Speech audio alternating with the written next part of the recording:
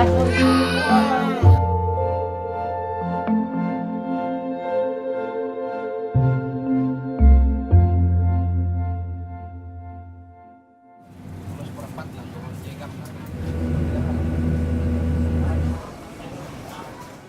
in 2015, Indonesia faced one of the largest ecological disasters the world has ever seen.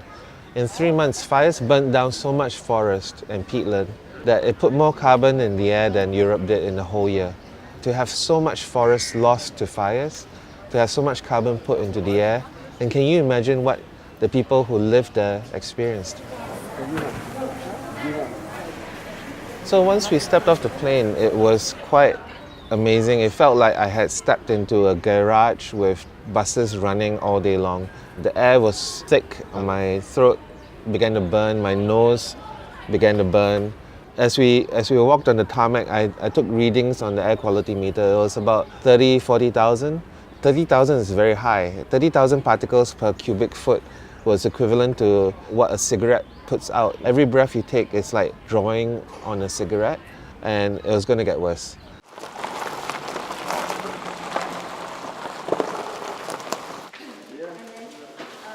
We got to the dormitory where we were staying. The indoor air quality was worse. It was about 60,000.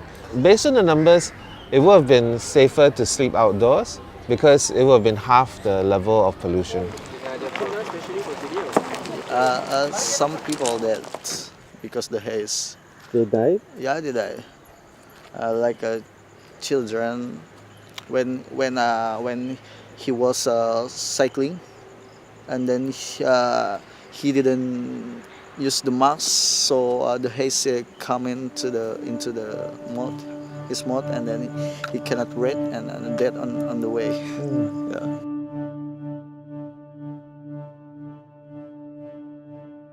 So many children exposed. Quite a few cases of children just walking to school and dying on the way.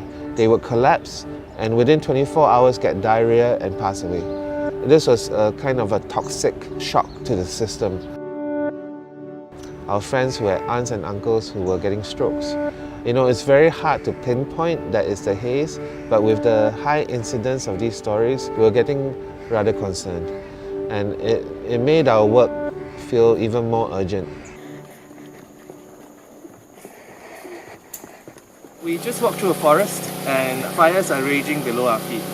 They're 5 to 8 feet underground and they just spread underground because it's like paper sponge down there. It's all really dry and very flammable.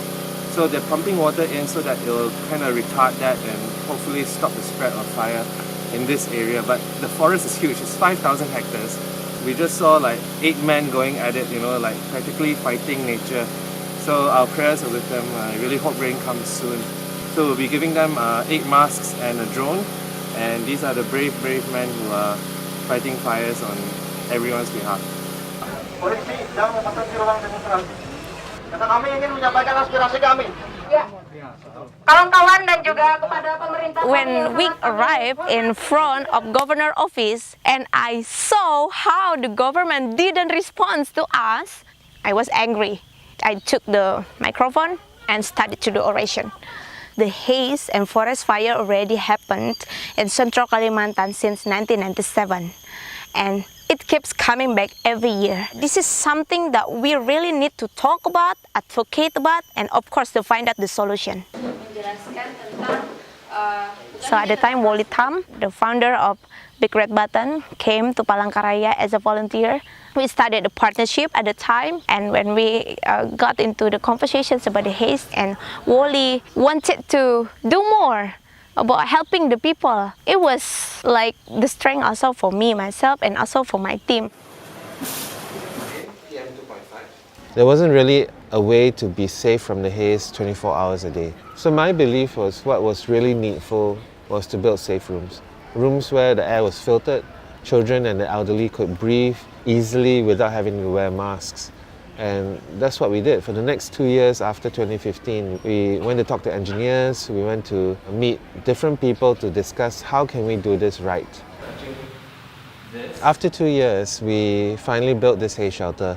and it has quite a few features to protect the people inside. It has a dust gate that doesn't allow outside air from rushing in. It has first stage air purifier that uses static to capture all the big particles, and it has 6 to 7 fan filters from AirRaiser that clean out the air and bring the PM 2.5 levels down to 0. And it's made of hard walls, so it's concrete, glass windows, and there won't be easy infiltration of the pollution. And the other thing we're really proud about is this deployable haze shelter. It's made from sustainable bamboo. The villagers can find in their backyard and weave it and create this dome in their house. All it takes then is shower curtains to drape over and create the shell, and the same fan filter to put on top. Instead of trying to seal the whole house, we create a safe pocket of air within the house. And a family of 4 to 5 can sleep in that all day long. They should be able to withstand PSI 1000 to 2000 conditions.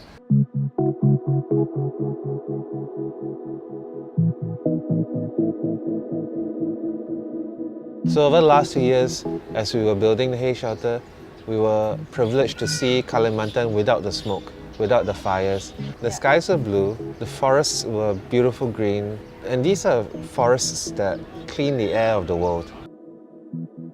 Kalimantan is so beautiful.